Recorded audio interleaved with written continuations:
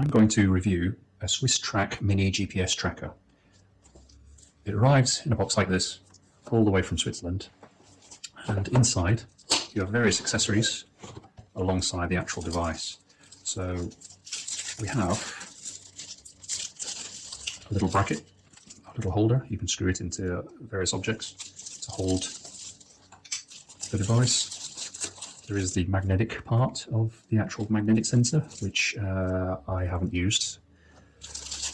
And you have obviously a in-car charger there. There is also USB-A to micro USB cable. And this I haven't opened yet, is basically a 12 volt to 5 volt converter. It has two bare wire ends for connecting to a car battery, for example. And again, it ends in a micro USB. The actual device is this one. So there you have the micro USB charging port, the power button, there's a reset there, there's also a keyring loop holder. That's where you hold a magnet against to use in a doorway, for example, to detect movement. And here behind this flap we have the SIM card slot. So, and that's essentially it. You have the various ID and IMEI numbers here, which is used to set up the device. And during setup, as you'll see, there are two LEDs, a blue one and an orange one, to indicate what the GPS is doing, and also the mobile phone system. At the bottom of the box, which is almost hidden, is some instructions. So you go to their website, you download a manual, and in there's the setup instructions. So as the instructions mention, you insert a SIM card. So I have two here. One is from 3 Mobile and the other one is Virgin. Now, one does not work, and that's the 3. I haven't got it to work, but I'll try for the purposes of this video. They do say that it works with any network in any country, but I haven't found that that's the case. So it takes a micro SIM card, not nano, and you insert it facing up. You will need something to push it in because it needs to go in quite far to engage. There we go. So now switch it on, hold it down for about 3 seconds, and there we go. So as the manual says, there'll be slow flashing lights and fast flashing lights. Slow flashing means it's searching for a signal. So at the moment it's searching for a mobile phone signal and also a GPS signal. It would flash a lot quicker than this if it actually locked onto a signal and was working properly. So as the manual states, if the device is not working, you have to put in the APN settings. So you can look it up for any mobile carrier on the internet. For 3, it's 3.co.uk. For Virgin, it's go to virginmobile.uk. So let me just put that in. So I'm going to text the SIM card that is in the device, and I'm going to put APN all lower cases, 3.co.uk, followed by the hash symbol,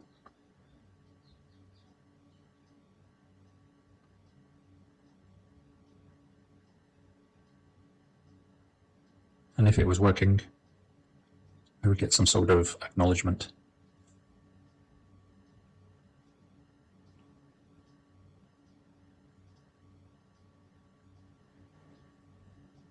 There are other parameters you can put in. There's one that's called DSP, followed by the hash symbol, and that will get the status of the actual tracker.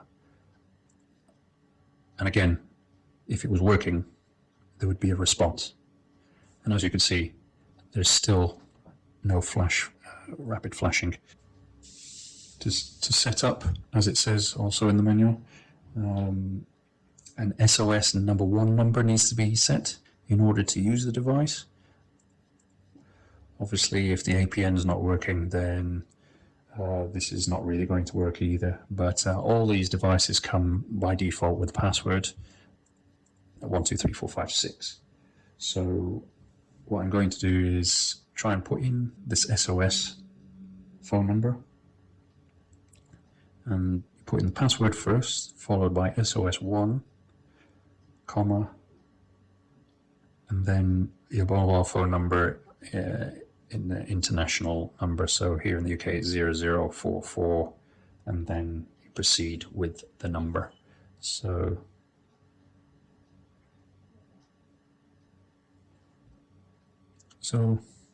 I've done that. Still no acknowledgement from the actual device, and it doesn't appear to like the 3 mobile phone network.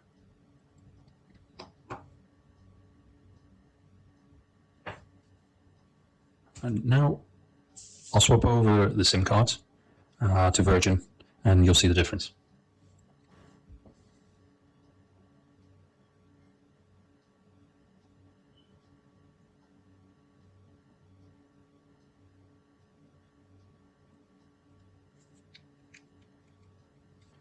So now we're going to power it back on in the same way.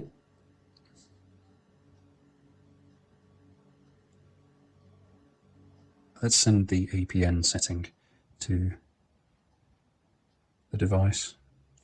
So let's go to let's dot Virgin Mobile .uk with a hash at the end.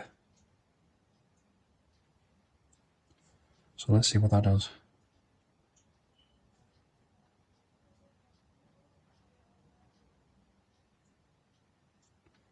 So it looks like it's found a mobile phone signal. Let's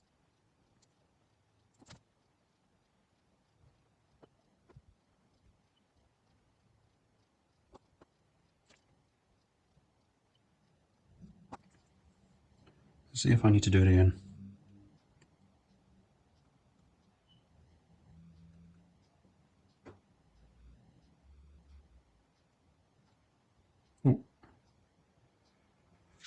No, I don't. It just says APN set successfully, reboot system now. So let's power off.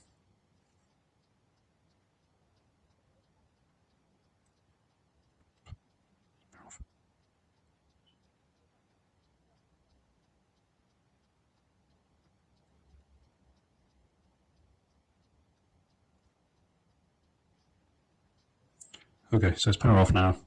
Let's power back on again. As you can see, it's a bit fiddly. So we've got the flashing lights back.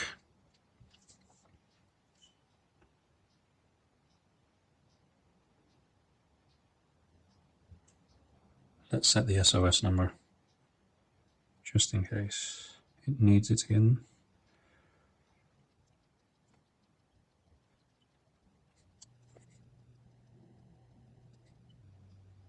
There we go. So I've set the number. It takes a while. I'm not too sure why. I mean, it could be mobile phone signal, but still, I think the device is a bit touchy. So that's the SOS number set. So it'll send any messages to this phone, depending on what's happening to it. So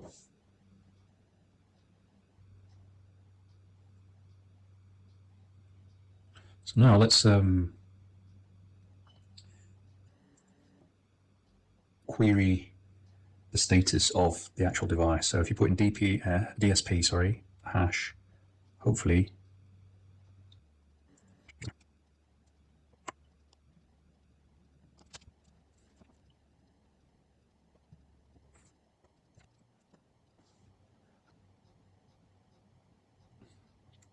DSP, let's try that again, hash.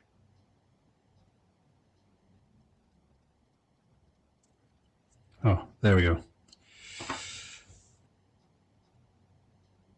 So as you can see, both commands actually come through eventually. Let's try a location-based setting. request. So that's using the mobile phone network to give your position. So it should be actually DW hash, and we'll see.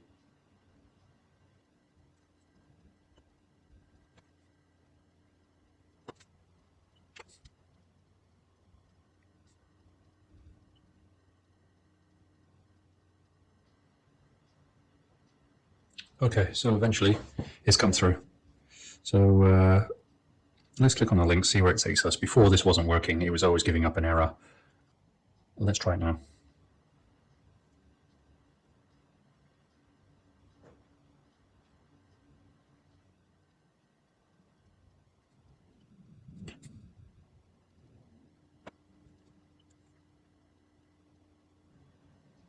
Oh, and there it is. So eventually it came through, a bit slow. Obviously this isn't GPS, it's the mobile phone network, as I mentioned. So as you can still see in the background,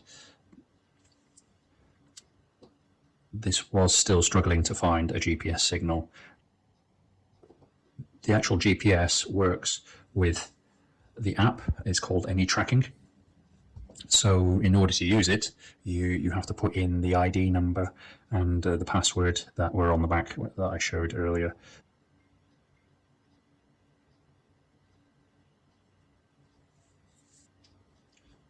So there is the details.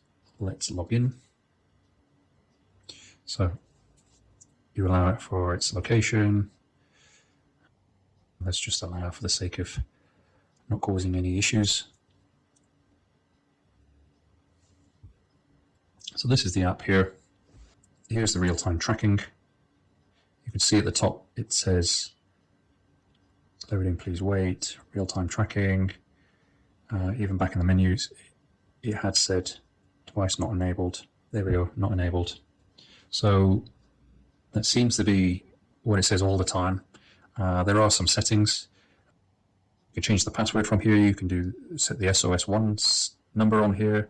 You can arm the vibration sensor, the noise sensor, the door sensor being the magnetic portion of the unit. I did try ringing the number earlier, and it does actually automatically answer, and you can hear the surroundings of the actual device. The actual microphone is underneath this sticker here, and you can obviously then disarm the same settings. One thing I noticed,